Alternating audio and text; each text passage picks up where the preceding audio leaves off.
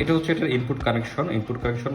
এটা হচ্ছে নিউট্রাল, এটা লাইট। তো এই যেভাবে ওয়্যারিংয়ে দেখানো আছে ওইভাবে কানেকশন করাটাই ভালো। আমি লাইভ কানেকশন করে দিচ্ছি,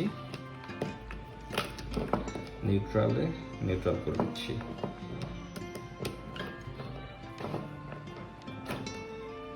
এবার আমরা এটাকে অন করব।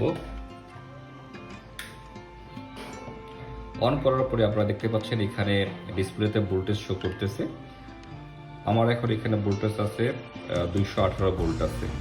সো এখানে দেখতে পাচ্ছেন আউটপুট, ইনপুটের লাইন আছে, আউটপুটে কোনো এখনো লাইন নেই। কারণ হচ্ছে এখানে সে এখন ভোল্টেজটাকে মেজারিং করতেছে, সে রিকভারি করতেছে এটাকে। এটার টাইম নেবে 60 সেকেন্ডের মতন। 60 সেকেন্ড পরে এটা ভোল্টেজটাকে আউটপুট দিবে। এই 60 সেকেন্ড হয়ে গেছে।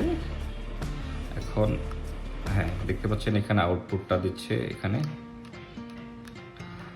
আর যদি কোনোভাবে ইলেকট্রিসিটি ব্যাক করার পরে আন্ডার ভোল্টেজ কিংবা ওভার ভোল্টেজ হয়ে যেত, তখন অটোমেটিকলি ভোল্টেজটা প্রোটেক্ট করে এখান থেকে আউটপুটটা বন্ধ করে দিত, সে অটোমেটিকলি বন্ধ করে দিত।